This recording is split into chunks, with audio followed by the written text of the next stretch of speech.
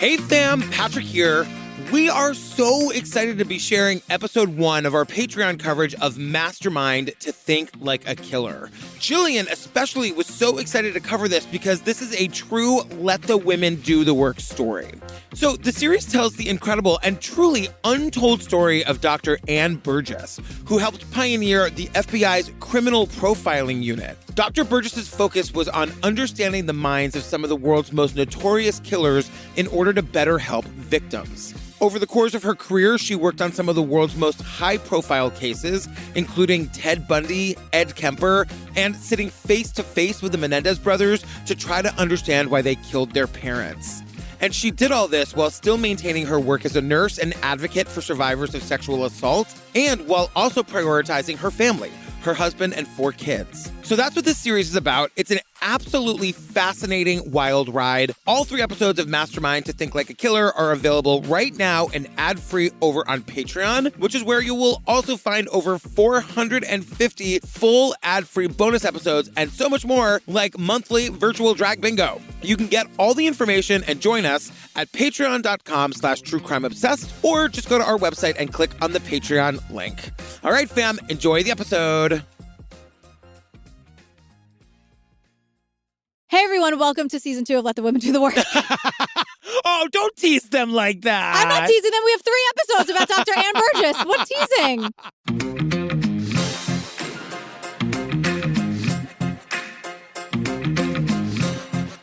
Hi, Julia Benzavali. Hello, Patrick Hines. Oh my goodness, we should do a second season of Let the Women Do the Work. I mean, let's cover this first, and then we'll see. And we'll see what happens. I love Dr. Ann Burgess. She's really incredible. Well, tell the people what we're doing. Oh yeah, it's called Mastermind to Think Like a Killer. This is episode 1, to listen to a killer. How did you hear about the series? It was suggested to me by Hulu. Okay. And also all of our listeners in our Facebook group and in my DM. Oh, yay. But I watched it immediately when it came out. I was like, wait, what? Uh-huh. So I'm really, really excited to cover. It's like one of those stories where you're like, we've heard every single story around this, but we've never heard of her. Like, it's wild. It's amazing. I mean, the series starts with the filmmaker comparing Dr. Burgess to Batman. Yeah. And Dr. Burgess is like, yeah, pretty much. Yeah. Actually, now that you mention it. Like, yes. Yeah, but cooler. That. She's like, Batman, but cooler. Something snapped in me. I picked up a rock, and it was big size, softball size, and I hit her. Once you kill another human being, you'll never be the same person again. In the 70s, 80s, and 90s, we saw this really steep rise in active serial killers. Zodiac Killer, the Hillside Strangler, Son of Sam. All signs are pointing to there will be more victims. Then came this outsider. I was a professor of nursing at Boston College, working with patients with traumatic experiences. One day, I got a phone call from the FBI. At the time, she was the only woman at the FBI. There was this aura. Women need to be protected. And here was Ann Burgess, full speed ahead. They would interview serial killers face to face. People like Ted Bundy, Monty Rissell, Ed Kemper. The problem was we had to make sense out of the interviews. I started listening to the tapes, and what I found was fascinating. I began to act out on very violent and very destructive feelings and ideas. I was finding patterns I'd never noticed before.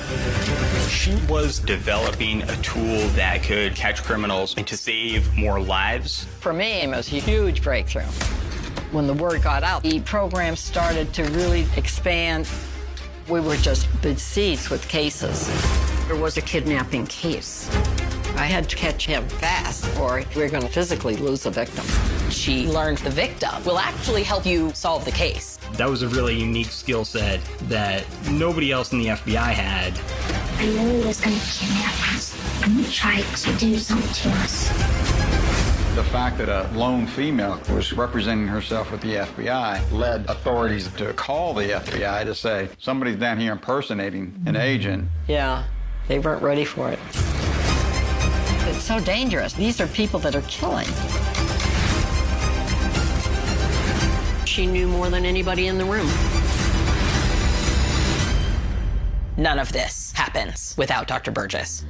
Well, we open in 1981 quickly because we're hearing about the ski mask rapist, which is like this prolific rapist we haven't heard of before. Yeah, there are like all these news reports in 81 about like the rise of these attacks. Yes, but the FBI has had no luck catching him. Right. So that's kind of this setup for episode 1. Right. So then we go back to 1957. Dr. Ann Burgess graduated from high school, and she tells us as a woman, she had 3 options. To be a teacher, to be a secretary, or to be a nurse. I said, well, I can be a nurse because I can ask everybody how they feel. That's what I learned. I'm always interested in how people feel. But in academia, in terms of nursing, nobody else cared about how they felt. And they said, you should research physical illness only.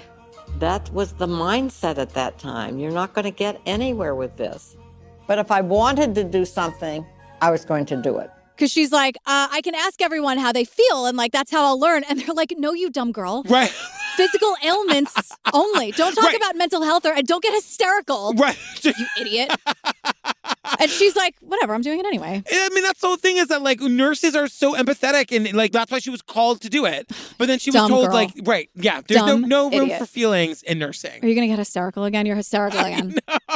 Oh, God. But she said, absolutely not. I'm doing it anyway. And what happens is that she starts talking to her patients about their traumatic experiences.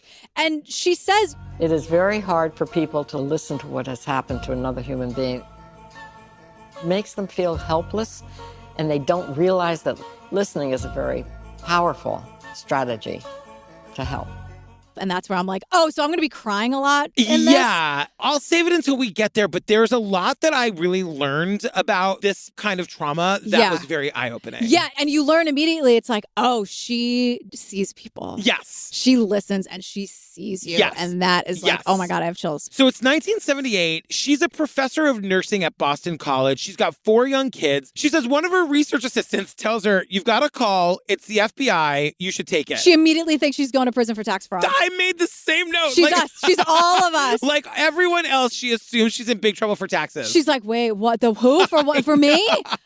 Oh my God. No, but they actually want to invite her down to Quantico to talk about a book she wrote called Rape, Victims of Crisis. And now we get a montage of a bunch of stupid, insecure, incel, awful men talking about how rape doesn't exist and blaming the victim. This was the thing that was so eye-opening to me, was that like rape was not really taken seriously at this time. Yeah, still waiting. I know. When is it? 50% of the time, women ask for it. If I'm on top of you and you say, all right, yeah, then a couple of minutes later say, oh, stop. I ain't gonna stop. If a woman wants to get even with her husband after an argument, just yell rape. I mean, but like the way these men are blatantly saying women are asking for it, it was very eye-opening for me to see how unseriously rape was taken as a crime at this time. Oh my God. Yeah. Like, I mean, blatant. Yes. Absolutely blatant. Yes. So Dr. Burgess believes that every woman has a story because she tells us about an experience that she had. One day, she was getting home from a seminar and she was just told to hitchhike home. Well, I mean, she didn't have a ride, just hitchhike. Just hitchhike. So she did. And she was almost attacked by the driver. Yeah. Because she's like, oh man, I knew I was in trouble. I was really scared. And she gets out of the car. Yeah. But she realizes like she takes that experience with her because she's like, okay, every woman has some story of being terrified in the presence of a man. Yes. Which is 100% true. Absolutely true. Every woman and girl, I would venture to say. Yeah. And it's like, you know, the FBI wants to talk to her because suddenly the culture is starting to take rape a little bit more seriously as a crime. Yeah. And she's like the resident expert because she's been talking to the rape survivor she's been dealing with as a nurse. Because she says something interesting here. She's like, when the FBI called, rape cases weren't being looked at. They were just being put in the shelf. The cases are going cold. She was somebody who had this set of knowledge that nobody else had. She had spoken to those victims, and she could go and teach the men of the FBI everything that she had learned about rape and trauma and sexual assault. can we slow down on that for a second? Like, were you just collecting cases? Like, what are you doing with them? Because the way I'm approaching it is, if there are enough cases that you know about them, maybe look into them. Well, because like maybe we're not all liars. We'll see that Dr. Ann does so brilliantly is she reframes the conversation because men are just thinking about rape theoretically. Yes. They're thinking about a rough sexual encounter, right? And in their minds, they're saying the woman wanted it, she asked for it in some way, or she's lying. Well, because a lot of that comes from, who's going to say that about me? What right. have FBI done. No, exactly. 100%. Yeah. It's when she starts showing them the bruised, battered, cut up, horribly like disfigured bodies of the women who've suffered rape that the men start to understand. But we're not there yet. So Dr. Burgess is going to the FBI to teach all of the men. Yes. All of the men. She's the only woman to do this about rape and trauma and sexual assault. So she's like, there's a broken system here. I can fix it, right? Yeah. And she's like, but where do you have to start at the top? The FBI is the top. Like, they're asking me. They actually want to listen now. Like, let's go. Yes. So she goes down to Quantico and she goes very much a culture shock. Yeah. Well, they number love one, their guns, they she says. love their guns. The shooting range opens at 6 a.m. Okay. I would not do well at Quantico, I don't think. I could go on one of those jogs. I think that would be fun. But other than that, I would not do you're a well. jogger now. Can you let the people know you jog now? I run a 5K every day. You go outside now. I do well. No, I do that at the gym. Jog You, outside. but you get on a city bike and bike home. That's outside. Well, I gotta get to the office. You know what I mean? Uh-huh. I gotta get you back and could forth. walk. You're choosing to ride a bike. That's true. I'm slightly athletic now. You're is all I'm doing saying. it. Thank you. Just saying. But I'm just like, you know, just in case you're like, oh, I haven't listened to the Pates in a while. I'm going to start with Mastermind, and you're like, you're not kidding. You run now. You're a runner now. I do run. Can you imagine me at Quantico trying to be an FBI agent? I know. I don't think that would go great. No, not at all. So the FBI at this time that she's there is kind of like legendary. They're like the cool. They're like the boys club, but then like the FBI was like the cool kids of the boys club. Yeah, barf. But they were superheroes and badasses, and it's just like, oh my, like the guys at the FBI. Well, and so she thinks she's going into a receptive audience. They want to hear what she has to say. They want to learn from her. They did ask her after all. Well, one person asked her. Well, but of course she's like, whoa, maybe the tide is kind of changing. The first thing she does is give a talk about rape generally. And she says she starts talking and there are snickers in the room. They're laughing at her. They're laughing at her. Either they're laughing at her or they're super confrontational for two reasons. One, they don't like that a woman is teaching them anything. Exactly. Right. And two, they don't like that she's telling them that they're wrong because they're wrong. Right. So she's realizing in this dynamic, and this is why she's so incredible at what she does, but she's realizing she's listening to them. Yes. So like she even listens to like the shitty people and how they communicate because she's realizing they're not asking about the victims and the survivors. They don't give a shit about any of that. They're just like either laughing at her or confronting her. And she realizes they don't want to hear it. So she goes, fine, I'm going to show them. And we see the photos that she uses. Yeah. She's putting up these images of these women who have been brutalized as part of the rape. And this is the thing that breaks through. And showing them their faces too. Yes. Like the black eyes. And the bruises and the broken bones, but also like she's a person and she's here and she's in front of you and something happened to her. I just keep thinking like these men need to be thinking this could be my wife, this could be my daughter, this could be my sister. Yeah, if that helps them, I guess. Yeah. But like it shouldn't have to. And you shouldn't have to see it to be like, whoa. But this is one of the things about Anne that makes her so like she's just such a genius because she knows how to get through to them because she understands that they're thinking about it theoretically. They're not thinking about the victim. Yeah. As soon as they're not asking questions about the victim, she's like, oh, I need to acquaint them with the victims. But that's why she's a fucking mastermind. Yes. So she's like, the tide is changing a little bit, but she's still considered an outsider because one, she wasn't officially an agent. Two, she's a woman. Barf, am I right? And so the group that like accepted her in the FBI were the other outsiders, the behavioral science unit. The behavioral science nerds. So, but like they are part of the academic branch of the FBI. They're a very, very small crew. They're doing their own thing. Some projects were approved, some weren't. They were literally banished to the basement. So like they could do those unapproved projects because no one was really paying looking attention. At them. Now, we're going to learn about John Douglas and Rob Ressler. If you've been interested in true crime for 5 minutes, you know who these two are. Yes. You know, the show and book Mindhunter and whatever. These guys are everywhere.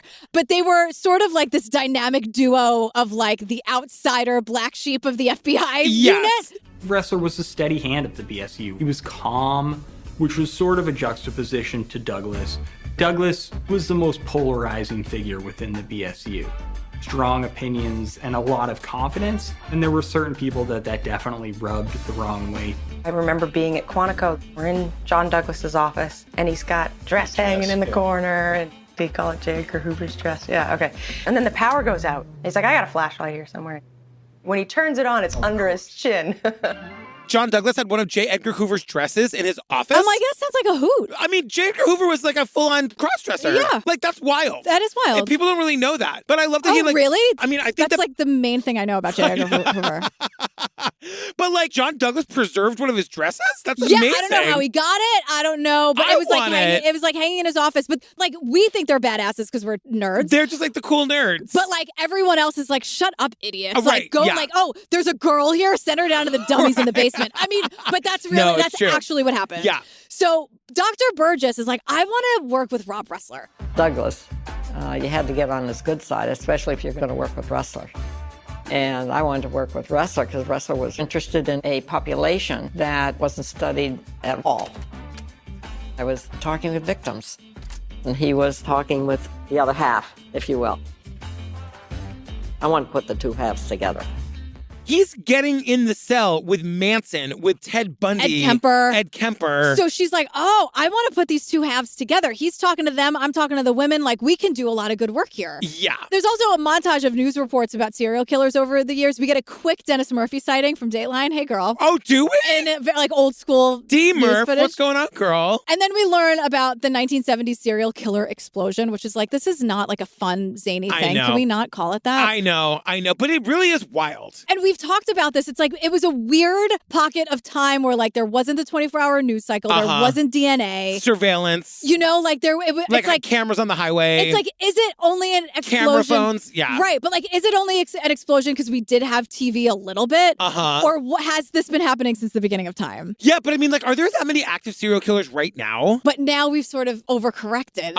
Because it's pretty hard to be a criminal these days. It's true. I mean, in comparison, now it's like crypto crime. Or, we put out like 2 episodes a week, girl. You know what I mean? I understand. They're figuring out a way around it. But are they all out there? I know. I guess that's true. What I'm saying. Like, we're arresting them now. We have body cam footage. But I'm saying, like, to call like Zodiac unsolved, Ted Bundy, Charles Manson, Ed Kemper, like these guys were getting away with shit for a while. I mean, and like these people who were killing lots and lots of people. It's just a different thing to think about it because it's like, 70s. Like, do we think it was an explosion because of like what was happening in society, or are we just hearing about it now because we don't have a 24-hour news cycle like we do today? But we had it more than the 4 channels we had in 1960. Yeah. So are we just hearing about it more? And there's also more people, because I'm thinking like we're like in the 1920s. Like, was it just Jack the Ripper, or were there more? There you know were what I mean? Totally more. And I don't know. I'm not saying Jack the Ripper's from the 1920s. I actually don't know when he's from. Is he from the 1800s? He's from before the 1920s. Okay. So not with the Newsies. No. Okay. Newsies are perfect. But, you know, it's interesting because, like, Ressler and Dr. Ann are, like, they're kindred spirits because, you know, for example, she wanted to understand rape and what had happened to these women, so she went to talk to them. Ressler wants to understand serial killers and what makes them tick and why they do the things that they do, so he goes to talk to them. So, like, they're both talking to their, for lack of a better term, subjects directly. Yes. Like, because he's like, it's the only way. So, first, Rob Ressler was going by himself, and then Ed Kemper very famously threatened to kill him. He was finished the interview. It was around 3 o'clock, and he was getting ready, kind of nervous, looking at his watch. And Kemper turns to him and said, you know, the guard isn't coming back. They're on change of shift. He's not going to be here for 30 minutes. He says, in that time, you know, I could snap your head and leave it on the table. He said, I'd own the prison then. I killed an FBI agent. Luckily, the guard came, and as they're leaving, Kemper turns to him and said, you know, I was just kidding, didn't you?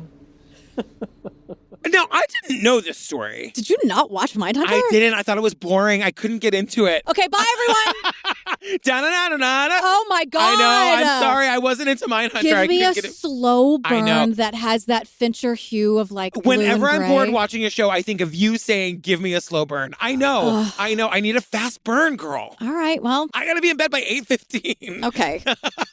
I need a fast burn. So what, so you can run? You're a runner now? Do you know that Mike ran 20 miles the other day, and he's doing it again tomorrow? He's a superhuman. And then he's running 26.2 miles at the marathon. I honestly would rather be in jail with Kemper. Also, if you're running around the block, good for you. It's better than I could ever do it. I'm not comparing. I'm just saying. Anyway. Well, the Kemper story is this. I'm 9 feet tall. He goes, I could snap your neck and leave it on the table. I'd own the prison then because I killed an FBI agent. Yeah, so that changed the policy. Right. Even though Kemper was like, hardy har har, I'm just kidding. Right. That's a real good one, Kemper. Nobody jokes anymore. God, the FBI, a bunch of stuffed shirts. Stick in the mud. I don't have a sense of humor anymore. Oh my God. Well, the policy immediately changed. Yes. So he wasn't allowed to go alone again, and that's how John Douglas became to join him going to talk to these guys. But we learn these conversations they're having with these convicted serial killers are unstructured. They don't really know what to ask. It's important to understand that when Ressler and Douglas and others were going in and interviewing these offenders, they were doing so in a kind of unstructured way, conversing with them, asking them general details, taking whatever information they were willing to share. They would interview serial killers face to face, And then they would just have a conversation about, what does this mean? What does that mean? They had no idea what they had. And at first, like, you're kind of sitting here thinking that's kind of the way to go, right? Like, don't make it feel like a test, kind of make it about them, go, stroke the ego, whatever you have to do. Like, there's part of me that's like, if we keep it casual, they're not going to think we're searching for information. I think that makes sense, but I also think they want to give the information. They want to be Of course they do. the They can't experts. wait. And so that's what Dr. Ann's job is, to say, like, no. We got to organize this information, because otherwise we're just having a conversation with these guys, and is any of this useful? And also because they take all their notes and then go home and look at the notes and be like, well, what the hell do we do with this? Exactly. So they shared... It's about taking it and organizing it and really trying to, like, pull out the data that can be used. Right. So they shared all this information with Dr. Burgess. Now, she takes all the information from all of the survivors that she spoke to. Yes. Now, she goes from listening to survivors to listening to these evil men, these rapists, abusers, serial killers. Yeah. And I just want to point out, the reason that they're doing that is because they are looking at her research from the rape survivors, and they're saying, you found very useful information here. She was able to organize, like, her data from these interviews into, like, what translates into useful information for the police. She's actually listening. Right. And so they're saying, we want to give you our interviews and see if you can pull useful information out of that. She's good at this. Yeah. The tapes that they brought back, the cases were so horrific. We had Charles Manson. Since I was 10 years old, and used to lay down and have to get my ass whipped till I couldn't walk. Tell me about some pain. Monty Rissell, really quite forthcoming. I listened closely until each cassette stopped. I took notes and listened again. What I heard was like eavesdropping on the rawest fringes of humanity. She says it was just horrific. She was like, and it was, they're describing their violence in detail. And like, she's also spoken to the survivors. So I'm just imagine like what she's now putting together. Yeah. But she's realizing, she says, I realized how, quote, articulate and forthcoming they are. Yes. And she said, what I heard was like eavesdropping on the rawest fringes of humanity. Now she sees the potential here. Yes. We're going to get into how she does this. And it's so amazing. But first, she's like, hey, everyone, I don't have all the time in the world to do this, by the way. Oh, I have a family. I have 4 young kids. Like, Right. She sees the potential in this work, but she also realizes the mountain it is to climb. Well, because I'm sort of like, how long were you at Quantico? Like, were you there for weeks? Were you there for a week? Like, how long were you there? We'll get into like how she splits her time. It's wild. But at first she's like, oh, I want to do this amazing work. Like this amazing like new chapter kind of fell into her lap, and she realized I could take all the work I'm doing and all the work and combine it. And then she's like, oh, I have a family. Can I ask you a question? I just feel like no man would ever think that. No man would think, like, I've got my family and I've got my work that I want to do, and now I'm conflicted. I think the man is just going to do whatever's right in front of him. I think a lot of men would probably think that it will just be all figured out. Oh, God. It's going to be bad. Yeah. It'll be shitty and I'll miss a lot, but I got to do this. Yep. Yeah. I think you're absolutely right. And I think it's in my experience, women who do the mental labor and the gymnastics of, okay, well, if I'm here, it's instant logistics of how am I going to make it all work? And I think, not to speak for everyone, but I think history would say that the men would just be like, it will get figured out, not thinking who will do the figuring out. You're absolutely 100%. And all I'll say is that my husband would agree with you. It'll get solved. Okay, great. Who's going to do it? I wonder. But also, Dr. Burgess's daughter is here. Yes. So her name is Dr. Elizabeth Burgess. I think it's Dowdell, Dowdell. Yes. And she's just like, let me tell you about how awesome my mom is. My mom is the most empathetic and passionate person. She is perfect for this. I don't care how hard the job is. She is amazing. I looked up Dr. Burgess's daughter, Dr. Elizabeth. What does she do? She's amazing. Oh, my God. So Dr. Burgess Dowdell, PhD, RN, AFN-C, IV. She has all of these qualifications. And she's a nurse. No, but also what she does is she's, quote, an expert in the use of social media by adolescents and the health risks posed by online behaviors. Oh, shit. Plus a million other things. Look her up. She's at Villanova, but she, like, the apple does not fall far. Yeah. And she's also... Like when we learn more about this family and these women in particular, like this is the health risks posed by online behaviors. I mean, is that the most 2024 thing? Oh, yeah, it's very real. And I just love that she's like, we got to figure out what we need to do now for this new thing. Like it's just so innovative to me, like the way her brain is looking forward. Anyway, badass ladies once again. She's incredible. We also learned about Uncle Frank. Uncle Frank loved music. He played the piano and the organ. He was a country doctor. I loved this guy. He didn't need sheet music to play, which is so rad. I think also Also, if you can read sheet music, it's the coolest thing. Oh, I played the trombone for a little while. Oh, great. I was able to read the bass clef. Bum, bum, bum, bum, bum, bum. You know what that isn't? Da-na-na-na-na-na-na-na-na-na. You never get to play the lead in the winter concert. I understand. You always bum, bum, bum, bum. Well, imagine the disappointment on these chubby little cheeks. Yeah, well, Mike, when he was in the show choir or whatever it was, he was in, select choir, he was like the baritone. So he'd be like, jingle, but like he doesn't get to do the fun part either. Jingle all the way. So he knows they did, I think I've told this story, but they did that song Smooth by Santana and Rob Thomas. But his version was, oh, it's a hot one. That was his whole. So he doesn't get to do the Rob Thomas, like, just like, so that was his. So he can relate to the fact that he's not doing like, he doesn't get to riff. Walked Rob Thomas to the bathroom. How'd it go for It was both great. of you? He was so nice. He was very, very small. Okay, I want to ask Rob Thomas how it went for him. Okay, that's a fair question. You know what I mean? We should get him on the phone. Walking to the bathroom. What is he, the president? I was bartending Lizzie Grubbin's birthday party. It was wild. At my bar was Harrison Ford, Angelina Jolie, Mick Jagger, and Rob Thomas. And Mick Jagger kept ordering shots of Jaeger for Jagger, which was how he was ordering them. Can we get another shot of Jaeger for Jagger? Oh my God. I know. Do I love that? I might love it. Well, he got Rob Thomas Did he do his hammered little on move? Jaeger for Jagger. And so then I had to walk him to the bathroom because he couldn't walk. Jaeger for Jagger. Yeah. Like, did he just learn that or has he been saying that since no, the that was 70s? all his life. You know what I mean? Which one is that? Is that a dad joke he just heard? Or has he been saying that since 1974? But Uncle Frank is a musician and super cool, and he nurtured Dr. Burgess's love of music. Yes. And they had like this great relationship. And so Uncle Frank had a driver. We learned that the driver was addicted to drugs. Uncle Frank had a driver, and the driver, we didn't know, was into drugs. And doctors have drugs. They got into a fight, and my uncle was killed. She had firsthand experience of what it's like to lose somebody you love so dearly. So for my mom, one outlet for her is her work. She's very devoted to try to figure out how to prevent this from happening in the future. So I decided this was important. I would help with his study.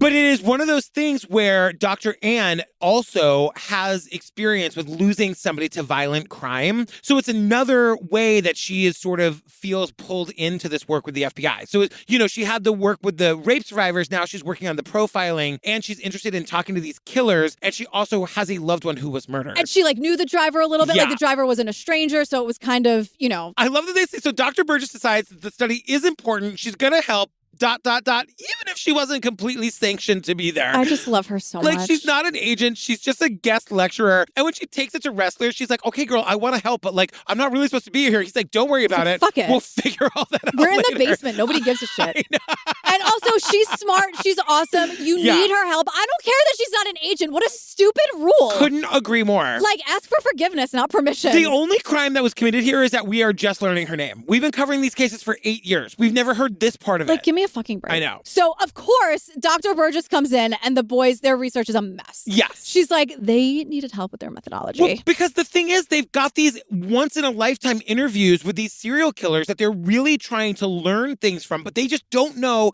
how to organize it. How to organize it and how to ask questions in a way that elicits actual useful information. So she comes in, she works with them to come up with this questionnaire. No, I 1,000,000% have heard about this questionnaire. I've just never heard of her. But here's what she says, though. This is the fucking genius of it. She's like, chit chat is great. Love that for you.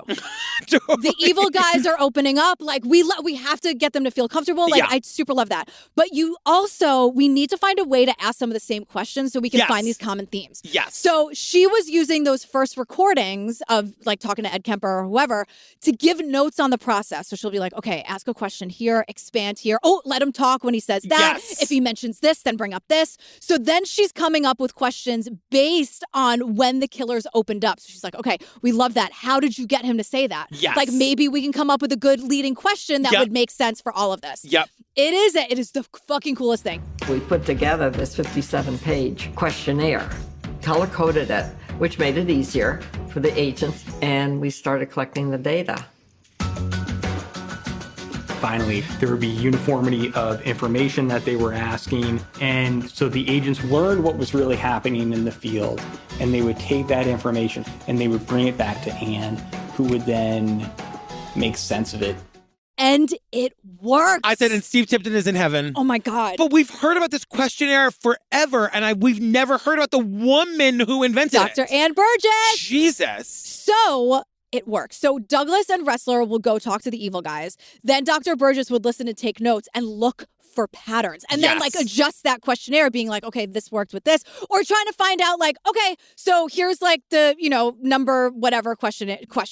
Because sort of like a choose your own adventure, depending on what you're getting. But you really, and the point is you have to listen. Yes. What are they telling you? What are they not telling you? What are they saying in their silences? What word did they choose? Like, you really have to hear these people in front of you, good, bad, or indifferent. And this is where we get the point where the FBI, like as much progress as we in 2024 can see that they're making in the early 80s, the FBI in the 80s doesn't care about this. They care about forensics. Now, I understand this. They're looking at like forensic technology and like the actual like crime scene evidence, like, blood and fingerprints and, the burgeoning like world of DNA and all of that. And they are looking at like this profiling as like fuddy-duddy, heady academic shit that isn't going to ever give them anything. It's the behavioral science unit. Right. BSU, they're calling it the bullshit unit. Yeah. And Dr. Burgess goes, yeah, they weren't ready for it. I'm like, okay, Taylor clearing her throat before ready for it. Oh my God. So she's like, the stakes are really, really high. Yes. And this is all being done in secret, by the way, because it's the stupid BS unit as they think, oh, those fucking nutcases downstairs and the girls with them, like, who cares? Because somebody says the agents of the BSU understood they were developing a tool that could shift the paradigm of how law enforcement was able to catch criminals. Anne is a person who helped to develop the tools that assisted profilers. Anne was the brains of the operation. She saw the potential for using interviews with serial killers to be predictive of who a killer might be. She thought, if you can recognize the patterns, you can do something to stop that pattern from continuing. So her thing is like, if you can recognize the pattern, you can do something to stop it from continuing. Yeah. And for some reason, the FBI is like, yeah, I don't know about that. And she's like, yeah, but what if I told you none of it was accidental? Like, Q Taylor, like the dominoes cascaded in a line. What if I told you she's a mastermind? She's truly a mastermind. Oh my God. Because she's seeing all the pieces. She really is seeing everything like, wait, and what can she use?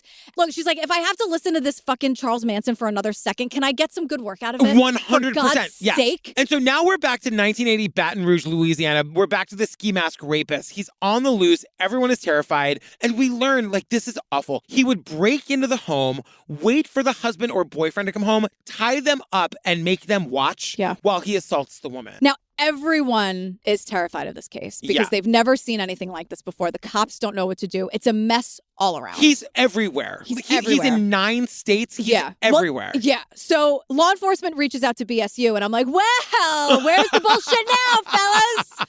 Calling us up when you need us, huh? So they take this case and they compare it to their cases and their research. Yes. Because the ski mask rapist cases are advancing over time. And Dr. Ann Burgess is like, this sounds like Monty Rissell to me. Yeah. And Monty Rissell was a serial killer. He had a series of rapes before he started killing people. Which is what sets him apart from the other serial killers. But he also escalated as he continued with the rapes. Which is what's happening with the ski mask killer. Right. And so they're looking for this pattern because based on interviews with the killer, this Monty Rissell guy, the killer, he explains that his first rape wasn't even planned. Right. So he says, look, I was there to rob the house. And the way, like, the honesty, you know what I mean? The honesty of they it. They just want to unburden themselves. They just want to, I think they want to brag about it too. Yeah, and that, for sure. But he's like, look, he was there to rob the house. And this is so fucking disgusting. Yeah. The woman was so scared and it was such a turn on for him that he assaults her. Right. And in their research, Dr. Ann Burgess is like, and discovered these offenses looked very much like the pattern we see in people with an addiction.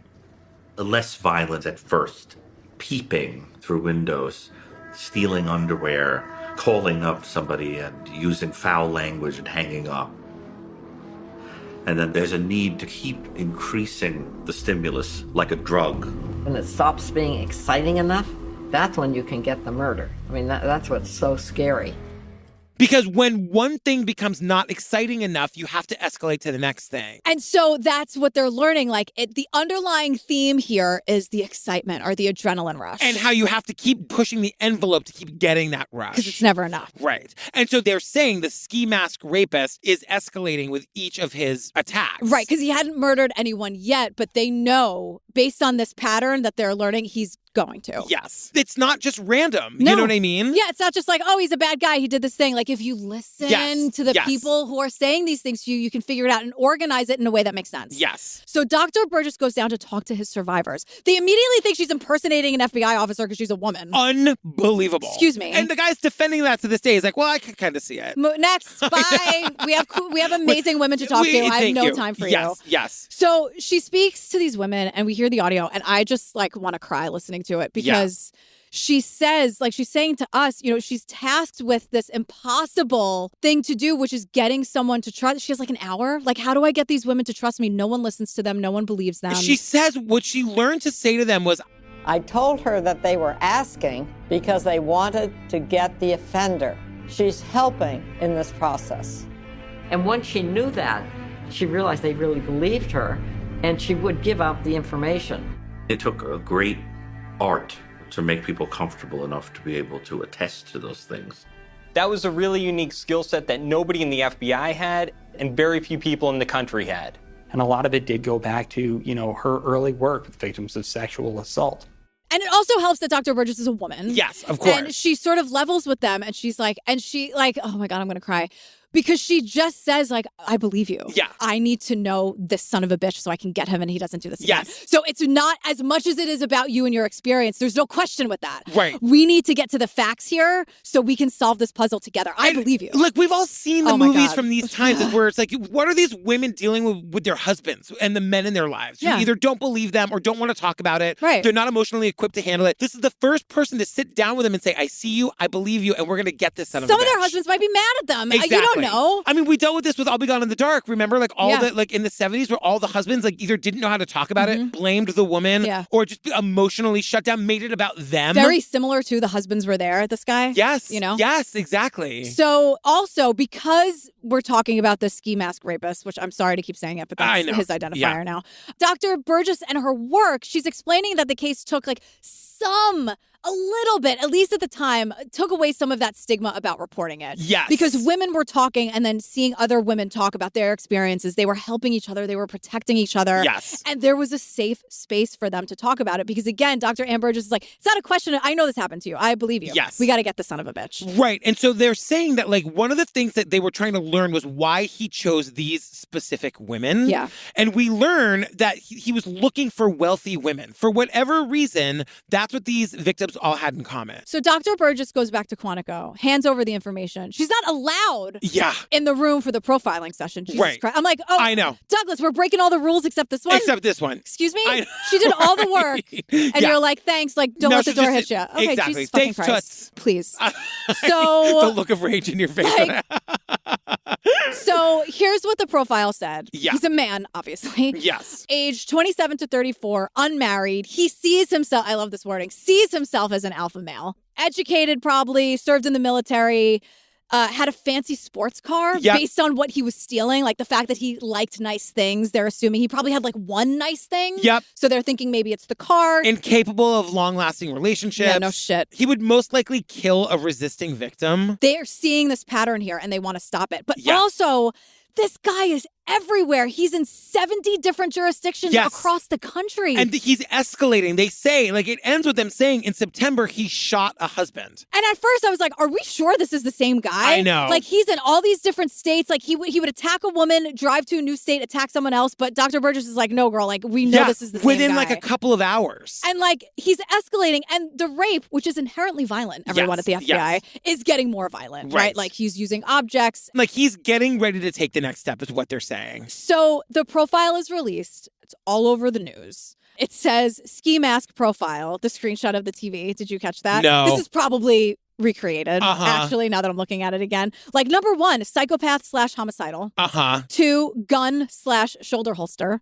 3, flashy car. 4, woman beater. We got to do better news in the 70s. So because now he shot the husband of a victim, which is the first time he's ever done anything like that, the FBI is like, we got to get on this because he's about to kill somebody. And that's how this episode ends!